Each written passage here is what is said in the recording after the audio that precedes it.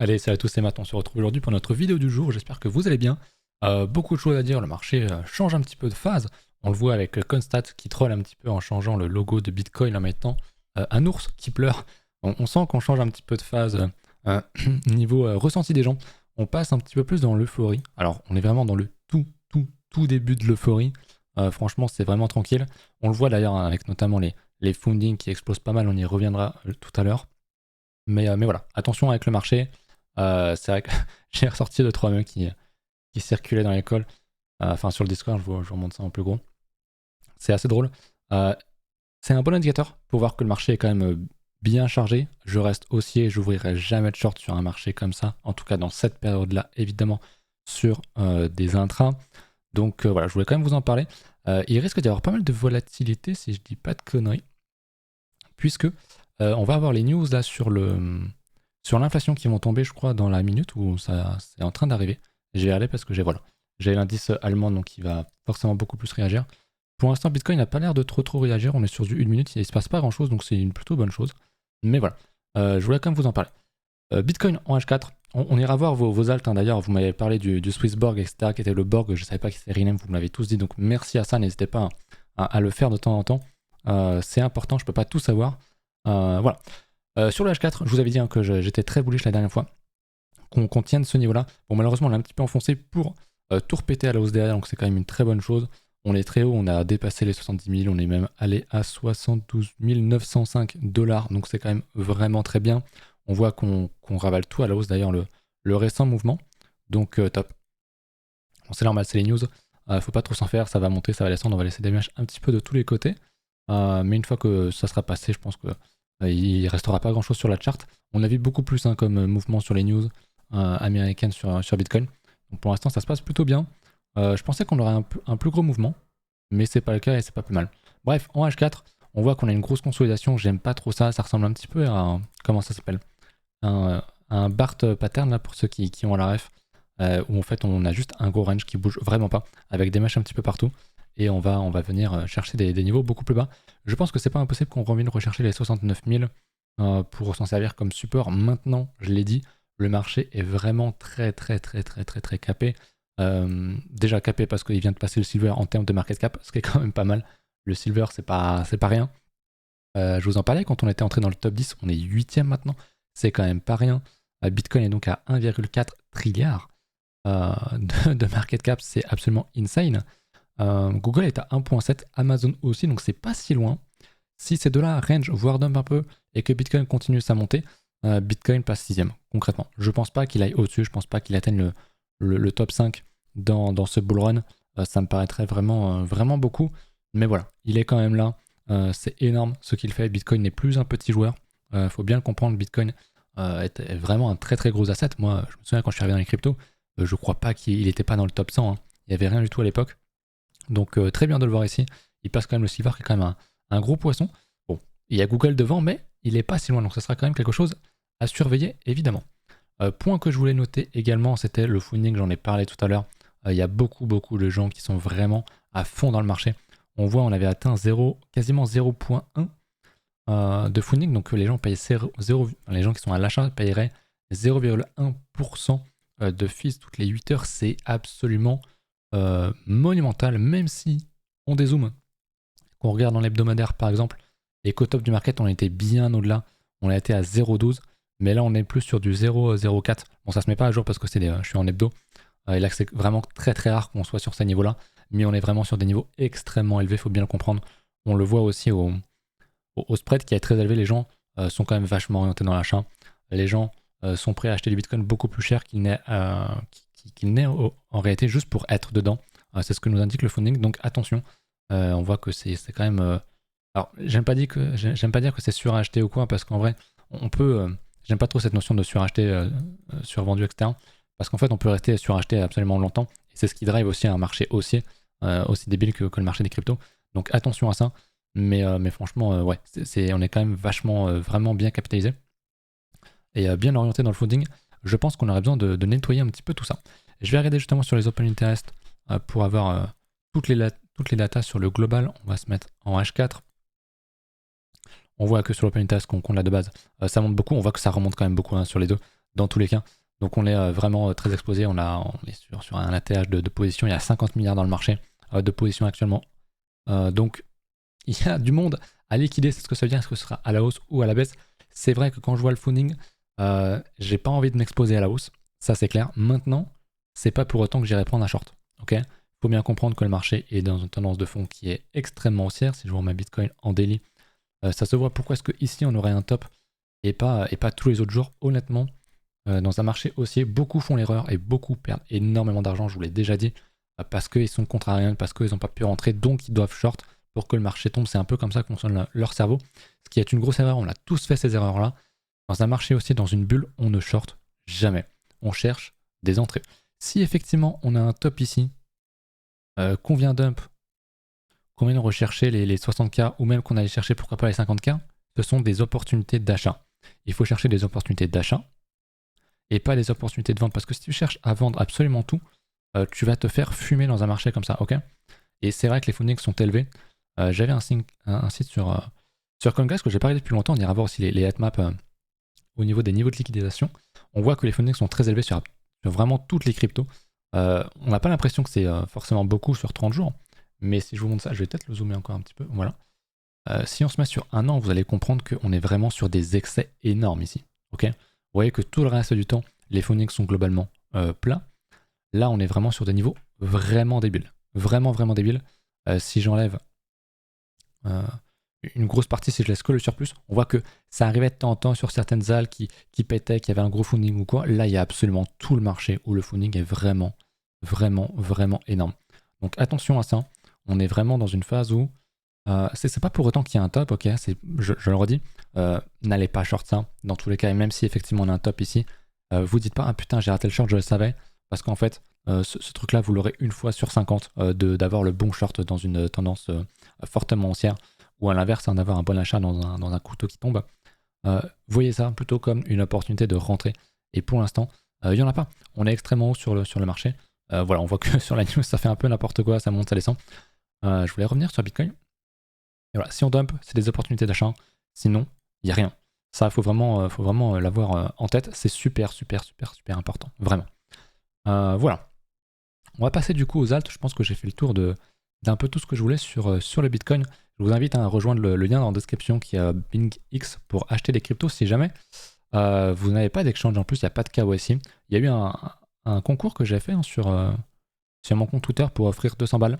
J'avais pas redit, mais le tirage au sort a bien été fait. Il y en a même un qui s'est manifesté sur le Discord, pardon, en disant que j'ai pas mis son pseudo parce qu'il veut pas se montrer, mais qui a bien reçu ses 100 balles. Donc il y en a un autre aussi qui a reçu ses 100 balles. Je sais pas qui c'est. Si jamais t'es là, pour ceux qui sont passés par mon lien, bah regardez. Si jamais vous n'avez pas reçu 100 balles, et n'hésitez pas à me le dire parce qu'il y a forcément quelqu'un qui l'a reçu. On va commencer avec le Unibot. On en avait parlé la dernière fois. Il y a eu un gros crash, je sais plus pourquoi, on en a parlé sur le Discord, on me l'a dit, j'ai oublié, et je sais que vous allez me le redire, me le réexpliquer en commentaire parce que je sais que vous le savez, mais on avait une bonne config et on annule pas tout, on voit qu'on est quand même dans un très beau range, si je me remets en linéaire. Donc à voir si cette news est vraiment définitivement mauvaise, s'il y a eu un scam, s'il y a eu un hack, s'il y a eu ce genre de choses, je sais plus, on me l'a dit, je l'ai oublié, je sais que vous allez me le dire, je vais me dire, ah mais oui c'est vrai, je m'en souviens maintenant, mais attention. Beaucoup de volume de vente, c'est vrai que c'est pas très bon. Si toutefois, dans le futur, on refait un double bottom ou même on recasse plus haut là, je dirais ok, à nouveau je suis bullish, mais pour l'instant, franchement, il n'y a rien. Vaut mieux prendre son temps, être un petit peu off-market quand t'es pas sûr et racheter plus haut mais avec plus de confiance, c'est beaucoup mieux que d'acheter un truc et qu'en fait il fasse, alors il fera pas moins 170%, c'est impossible, mais qui tombe à zéro, qui fasse donc moins 100%. Ok. Ensuite, au niveau des alts, je vais regarder le ABT qu'on m'avait effectivement demandé. Donc c'est le Arc Block. Il me semble qu'on en avait déjà parlé, je vais me mettre en hebdomadaire, qui est vraiment très fort, très puissant. Donc évidemment, en termes d'investissement, pour moi, ici, ce n'est évidemment pas possible. On avait des très belles structures qui étaient là à l'époque. On le voit bien, je pense qu'on avait même des divergences, bon, il n'y a pas assez d'historique là. Mais très belle structure ici. On l'a cassé pour moi, il y avait un achat ici. Et le reste, c'est impossible. Donc même si le produit est bien, comme tu avais l'air de me le dire, c'est une chose, c'est super de croire en un projet, dans un fondamental et tout, c'est important, mais c'est pas une raison pour acheter. Après un fois 2500%, ça n'a aucun sens. Par contre, en daily, effectivement, si on vient un petit peu plus bas, si on fait des moins 30, des moins 50%, surtout sur des alts, c'est des entrées, ce sont des opportunités d'achat. Pour l'instant, moi je vois rien, il faudrait peut-être zoomer sur du H4 pour voir une petite structure, on voit qu'on a une résistance ici qui pourrait casser, si on la casse, pourquoi pas jouer un achat, mais c'est un achat H4 pour jouer la tendance, c'est-à-dire qu'on achèterait là, avec un stop par là, et puis on irait chercher un plus haut, etc. Mais voilà, faut garder en tête, ce token là a déjà énormément pumpé, c'est un peu comme les alts que j'avais présentés, notamment tout ce qui était IA, le high-tech reprend 28% aujourd'hui. Si je me remets en linéaire, enfin regardez la dinguerie que c'est, est-ce que tu as envie d'acheter ça? Honnêtement non, il est déjà en 1700%, ça reste une petite cap, c'est vrai, donc ça reste toujours intéressant d'essayer de trouver un point d'entrée. On voit qu'on avait cassé un beau niveau ici, donc pourquoi pas rentrer, derrière il y avait quand même un bon x2 bien plus à prendre. Là on avait des petites structures et tout, un double bottom ici à reprendre, faut être patient, on l'aura plus tard, mais pour l'instant moi je ne rentrerai pas là-dedans évidemment. Si toutefois on fait moins 56% qu'on va rechercher ce niveau-là, là oui, c'est une entrée potentielle, mais là actuellement franchement vaut mieux se mettre sur le côté, mettre sa modestie, pas sa modestie, mais son orgueil de côté, accepter qu'on n'est pas rentré dans tel ou tel coin, et être patient et rentrer ailleurs. Voilà. On me parlait aussi du Mind, que j'avais oublié, parce que j'avais beaucoup. Le Mind qui est le Morpheus, je crois, alors je vais le regarder plutôt ici. Parce que j'avais beaucoup de demandes, un petit peu moins sur la vidéo précédente, donc c'est pas mal, on aura le temps de voir tout. Alors le Mind, il faut me redire le nom, parce qu'il y en a plein. Du coup, ça peut être Mind Music, Mindexcoin, etc. Donc n'hésitez pas à me mettre le nom en entier, parce qu'on sait jamais ce que c'est. Donc j'ai regardé du coup sur TinyView, mais il me semble qu'il y en a d'autres. USDT. Mais il me semble qu'effectivement c'est Morpheus. Que je connais bien pourtant, c'est bizarre qu'on me mette peu d'historique. Parce que c'était sur Bitrex avant, on est d'accord. Donc le vrai graphe c'est ça, sauf qu'il s'est arrêté en décembre, donc maintenant il ne ressemble plus du tout à ça. Donc j'ai regardé plutôt Morpheus ici. S'il me le met. Bon là j'ai réussi à le trouver, normalement. Voilà. Et effectivement, Morpheus est très beau. Morpheus est très très beau. Alors, vous me connaissez, l'entrée optimale c'était ça. Ok. On avait un beau double bottom qui était une entrée vraiment parfaite. Et depuis, on l'avait recréé un très beau range avec un autre double bottom, on l'avait cassé tout ça. Pour moi c'est sympa. Effectivement, si on vient redump, ça serait quand même mieux si on venait rechercher un petit moins 10%, un petit moins 15% pour revenir retester ces niveaux-là. Ce serait quand même pas mal. Ce serait vraiment bien. Maintenant, ça reste pas trop. Quand on se met, je suis en linéaire. Quand on dézoome, alors est-ce qu'il freine la TH? Je ne sais pas. Mais je pense qu'il y a quand même un bon... C'est vrai qu'il est pas très... Je pensais qu'il y avait beaucoup plus à prendre. Retour sur la TH, c'est entre guillemets que 200%. C'est vrai que c'est pas énorme. Même Ether... Bon, Ether est déjà très proche maintenant, mais Ether a offert une bien meilleure performance. Mais personnellement, c'est vrai que ça m'intéresserait pas parce qu'il y a peu de gains à faire. Et voilà, dans un marché haussier, autant aller sur ce qui est le plus volatile. Mais le graphique est vraiment bon. Le graphique est vraiment bon, donc si tu crois en le projet, si tu veux t'exposer, pourquoi pas, il y a de l'argent à faire, dans tous les cas. Voilà. Ça, c'est clair. Donc vous m'avez parlé du Borg, qui est donc le Swissborg. Donc il va falloir que je re-regarde encore ici, je pense. Swissborg, on me le mettait ici. Je vérifie que j'ai bien tout... Ok, j'ai bien tout l'historique. Donc effectivement, il est très, très latéral. J'aime bien. On avait un beau double bottom avec pas mal de volume ici. Bon, il y a une mèche, mais je pense que c'est un bug. Il n'y aura pas ça sur tous les exchanges. Très bon double bottom, très bon retest ici. Donc là, il y avait deux opportunités d'achat. Très bonne. Maintenant, si on dézoome, si on regarde les structures un peu plus grosses, parce que c'est bien de se dire, ah bah oui, l'opportunité d'achat elle était là, mais concrètement, on n'aura plus ça. Je vous l'ai dit, on passe dans une autre phase, dans le cycle. Donc, il faut être capable de réagir au marché actuel et d'entrer dans le marché, parce qu'il y a beaucoup de gens qui sont off-market actuellement. Je sais que sur le Discord, il y avait des gens qui avaient 30, 50, 60% de fiat de côté il y a quelques mois et qui s'en mordent les doigts forcément. Maintenant, c'est comment on rentre. Et quand je vois ce genre de structure, je suis assez bullish. On va rester en hebdo, vous savez quoi? On va se laisser en linéaire. Et quand on dézoome, c'est pareil. On voit qu'on a un gros range avec pas mal d'accumulation, beaucoup de volume. Et on est sur le point de casser ce range. Alors évidemment, actuellement, on est sur résistance. Donc je n'irai pas acheter ça personnellement. Mais si on casse, pour moi, ça déclenche un achat. Ou si on offre un retest derrière, c'est un achat. Et derrière, c'est pour jouer un gros momentum. Donc je pense vraiment qu'en 2024, les alts vont vraiment péter. Est-ce qu'on ira jusqu'en 2025 Je sais pas. C'est vrai qu'il y a beaucoup... Je sais pas ce que vous en pensez, mais il y a beaucoup de monde qui parle d'un cycle beaucoup plus court, parce que Bitcoin a déjà beaucoup pété. Je suis pas forcément partisan de cette théorie-là. En vrai, j'en sais rien.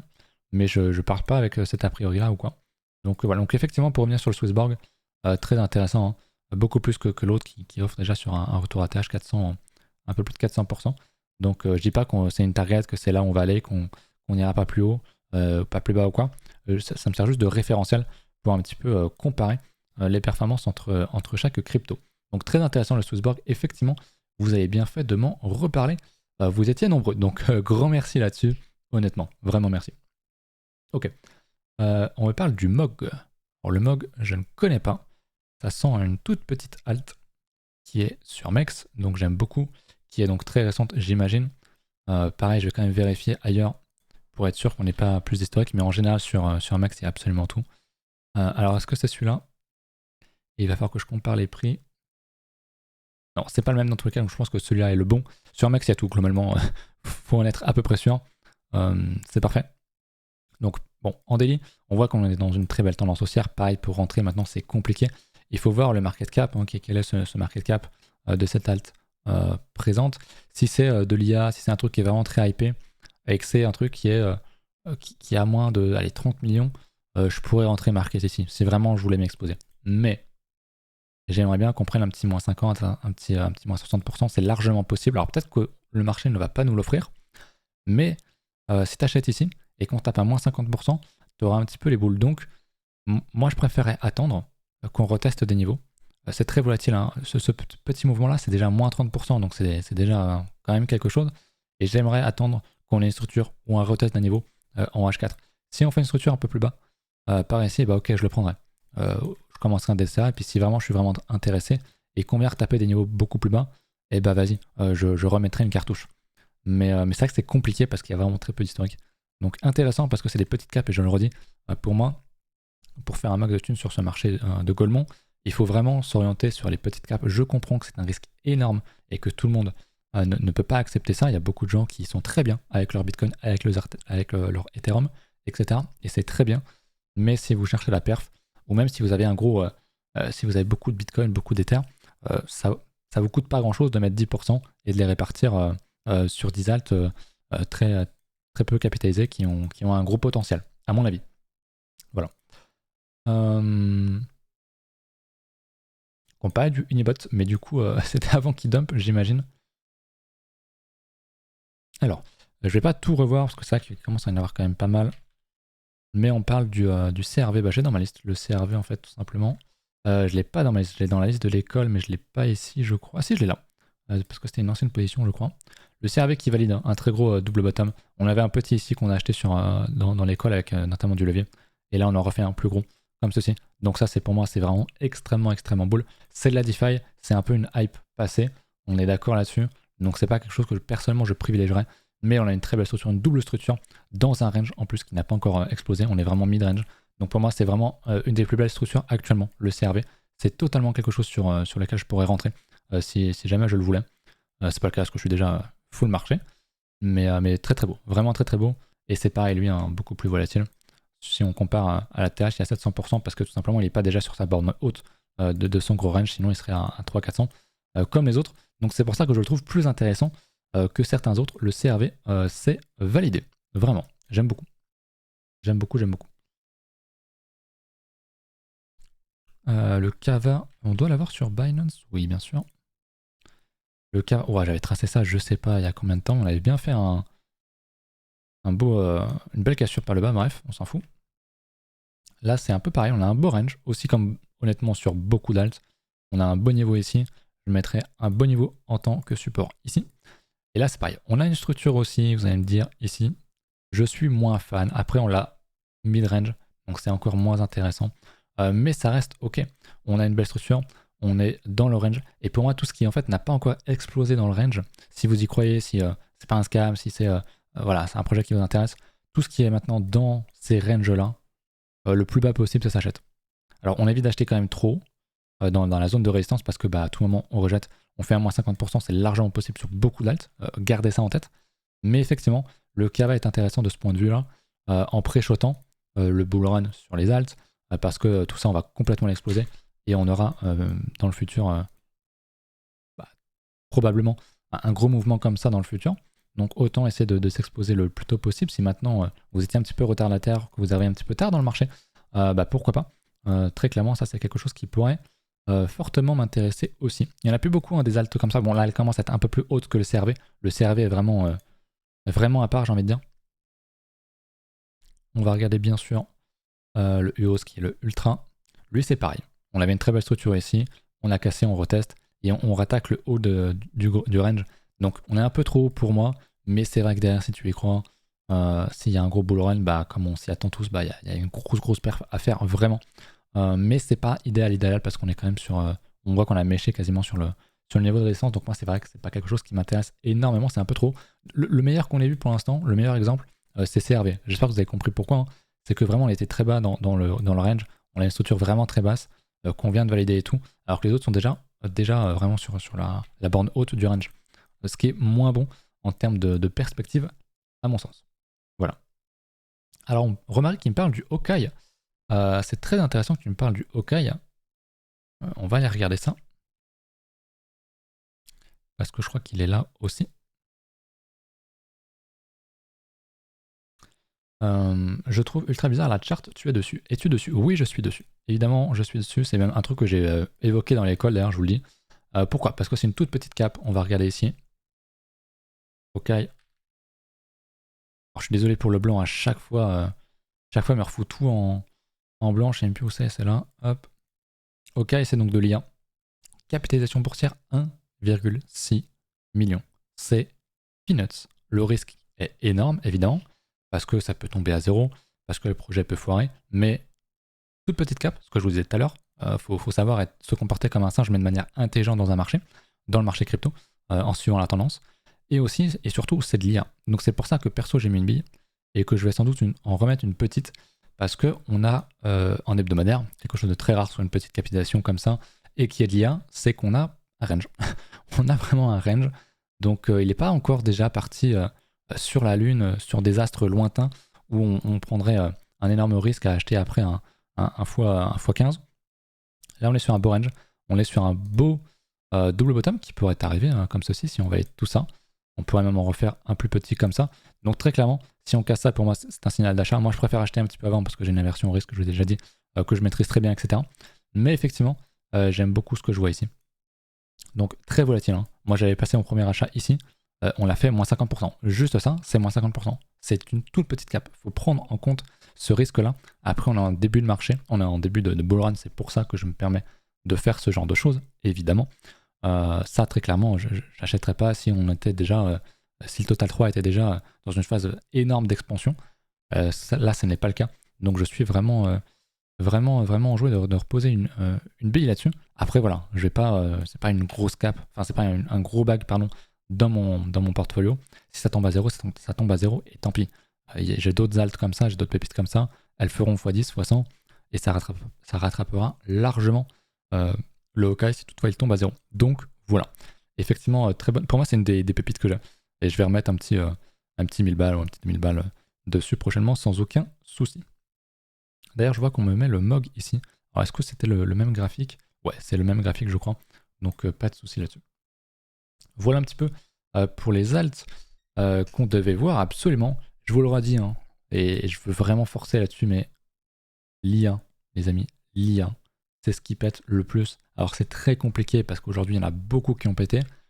Mais même si vous rentrez tard dans le marché, les retests, les gros dumps de moins 30, moins 50%, va falloir apprendre à vraiment s'orienter dessus. C'est super important. N'hésitez pas à aller passer par mes liens référents si jamais vous cherchez des alts, que ce soit Mex ou surtout Bing. Il y a toutes les alts dessus, vous êtes sûr et certain. Il y a toutes les alts dessus. Vous vérifiez sur CoinMarketCap, vous faites vos petites recherches dans les catégories et tout pour aller voir l'IA. Et même certaines, d'ailleurs, je crois que celle-là n'est même pas catégorisée IA. Je crois, d'ailleurs, voilà, faut même derrière aller vérifier le token, le projet et tout, et comprendre que c'est l'IA, tu vois, AI chatbot.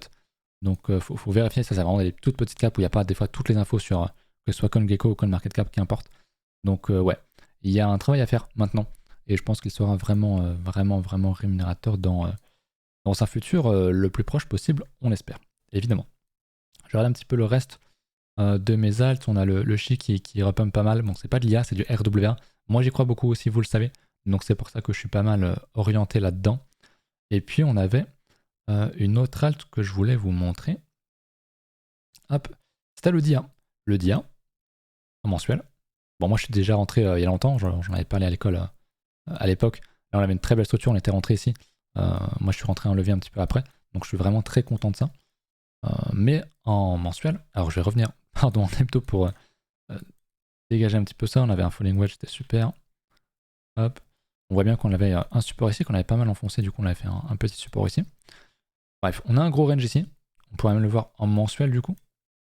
Qu'on est en train de casser actuellement. On est en train de le valider en cassure mensuelle. Donc, pour moi, très très intéressant le DIA. Et si on zoome en plus de ça, vous savez, ce fameux pattern que je vous expliquais dans les gros ranges d'accumulation. Tu as ton gros range comme ceci. Hop, vous voyez. Tu finis par le casser. Tu as une petite expansion. Tu retestes et tu viens recasser le plus haut, refaire un plus haut. Et ça, il y a vraiment rien au monde qui est plus bullish que ça. Ce qui ne veut pas dire qu'il y a 100% de réussite. Mais regardez, c'est exactement ce qu'on est en train de faire. Donc dans les prochains jours, je pense que le DIA pourrait, s'il valide, pourrait totalement exploser. On espère que Bitcoin ne va pas nous la mettre à l'envers. Mais globalement, j'aime beaucoup ce que nous fait le DIA. Alors moi évidemment, j'ai acheté il y a longtemps sur un retest à ATH. Il y a quand même encore 700%, sachant que j'ai acheté en dessous et que je suis en levier en plus là-dessus. Donc je suis vraiment très très content. Je précise, quand je dis que je suis en levier, je ne suis pas en levier funding où je payerai un max de pognon. Je suis en margin spot. J'ai fait tout un document là-dessus dans l'école justement. Donc n'hésitez pas à nous rejoindre. Il y aura une version payante très bientôt dans l'école. Je vous tiendrai au courant. J'y réfléchis encore et puis voilà. Et écoutez, c'est à peu près tout pour aujourd'hui. J'espère que vous êtes bien sur le marché. Moi, mon folio ne fait que monter. C'était vraiment assez aberrant, honnêtement. Forcément, il y a un moment donné, on va connaître un drawdown. Et c'est là où ce sera important de savoir réorienter son portefeuille, de pouvoir re-entrer dans le marché et d'avoir les balls de le faire. Parce qu'encore une fois, si on regarde Bitcoin, bon, la news a fait un peu n'importe quoi. Si on regarde Bitcoin, je vais peut-être finir par y arriver. On va regarder les autres cycles. Hein. Pour les nouveaux, je pense que peut-être que vous ne connaissez pas. Mais alors, je suis sur Bitstamp, mais c'est pas très grave. À partir du moment où on était vraiment très haussier, les rares dumps, vous voyez, les moins 15, les moins 20%, c'était des entrées d'achat. Et même moins. Moins 6%, on n'est pas revenu rechercher l'ancien support, on n'a pas fait de structure ou quoi en daily, bam, on monte. Et on n'est plus jamais revenu ici. À part peut-être dans le bear market d'après. Là, c'est pareil, moins 15%, c'était des entrées. Tout ça, c'était des entrées. Donc c'est pour ça que je vous dis que faut pouvoir rentrer un peu comme un singe, mais de manière intelligente. C'est-à-dire, tu rentres, t'as pas forcément un retest d'un niveau, t'as pas forcément une structure, mais il faut savoir le faire. Moins 30%. Et quand tu fais moins 30% sur Bitcoin, les alts peuvent prendre beaucoup plus. Mais derrière, bah boum, tu renverses tout, tu fais x2 sur Bitcoin, et puis les alts font x5, quoi. Et puis c'était dans l'IA x10, concrètement. Voilà. Donc voilà, c'est à peu près tout ce que je voulais vous évoquer pour aujourd'hui. La vidéo a été très longue, j'espère qu'elle vous a plu. N'hésitez pas à mettre un petit pouce bleu, à me remettre un commentaire, n'hésitez pas à mettre un petit peu de précision sur votre commentaire, sur l'alt, donner le ticker, c'est important, mais le nom aussi, parce que des fois c'est un peu compliqué pour trouver. Et puis voilà, si vous avez des questions, n'hésitez pas. On se retrouve demain pour une nouvelle vidéo, et peut-être pour un stream demain. Allez, à la prochaine. Salut.